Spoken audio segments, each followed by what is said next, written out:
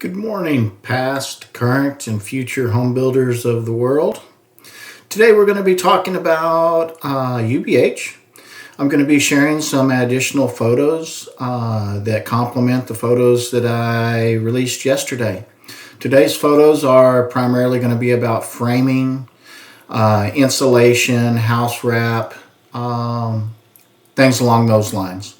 Possibly some sheetrock, and that should be it for today. So without further ado, let's get into those pictures. The first thing I want to show you here is the house wrap.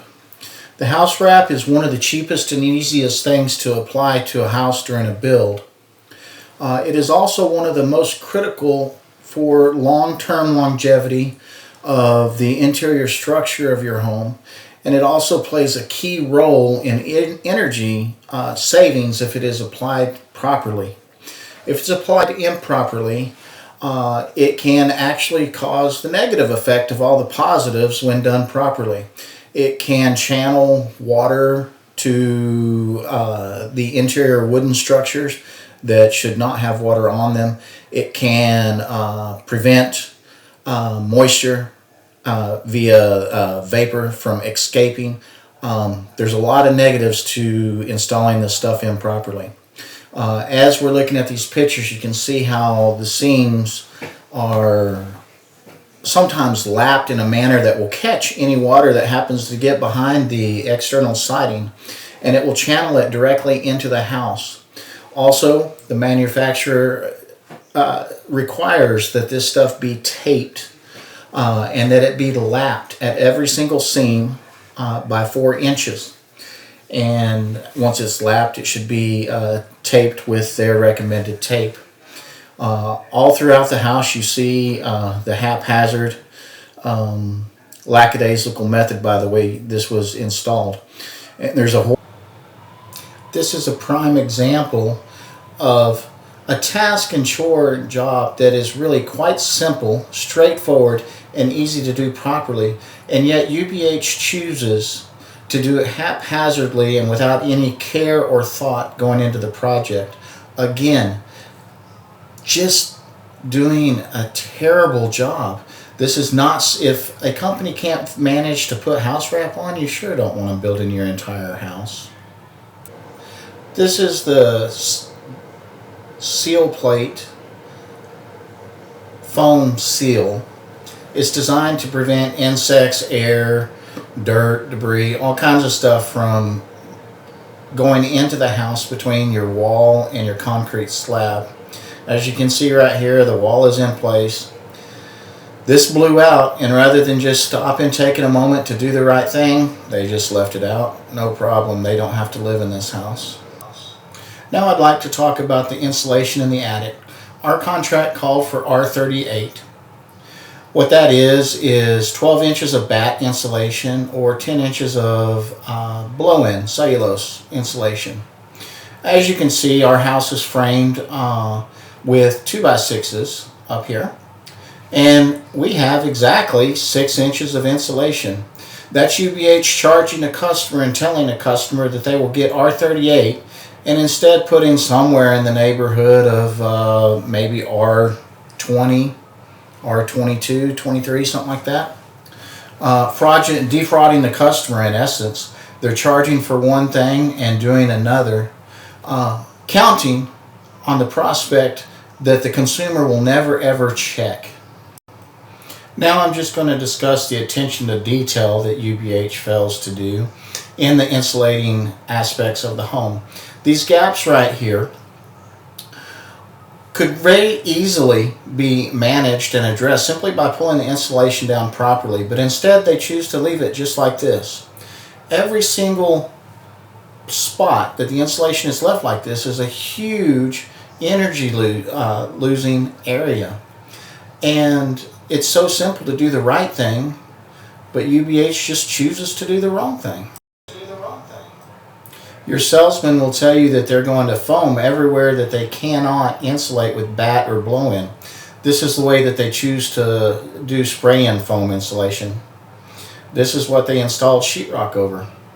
See those huge areas? This is our fireplace chase. As you can see, the insulation's fallen over, leaning against the chimney. It is a double insulated chimney pipe, so it's not a huge fire hazard, but it is a bit of a hazard. And just the fact that now we have exposed sheetrock just sitting there. Also, whenever you look at any of the bat insulation that is in the attic in a vertical position, initially it was not secured in any way. It's simply set between the studs. It's unfaced, so it's not stapled to the inside. It's simply setting there.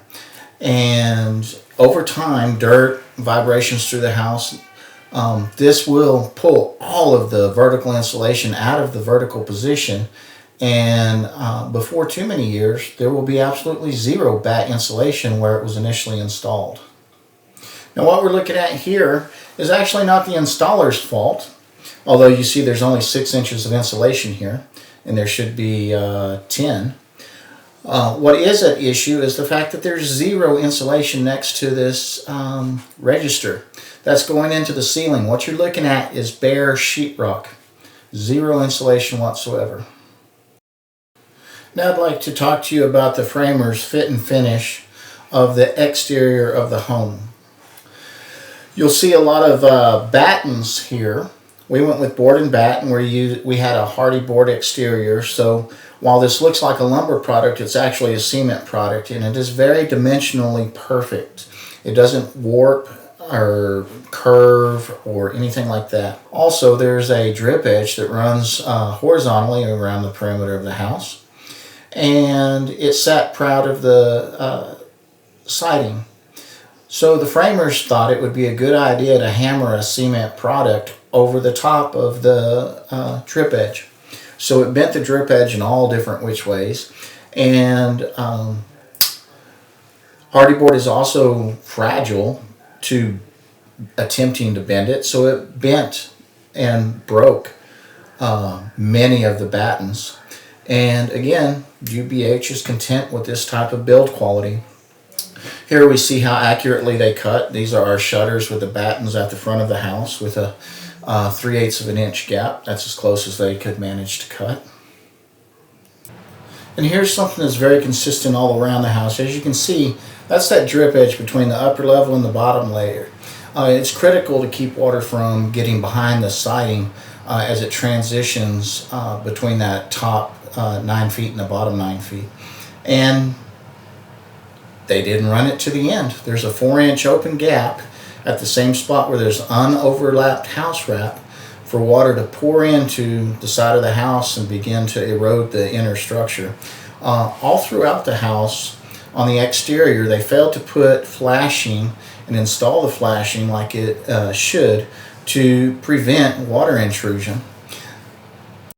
This video wound up running a little bit longer than I expected, so I didn't get to all the interior framing aspects. I'll put that in the next video. I don't want these things to get too boring, so I just wanted to wrap this one up. Thanks for watching. If you find this helpful, please like and share. That really helps me out. And if you have any comments or have any experiences having dealt with United Built Homes, I would love to hear what your experiences have been. Have a good night.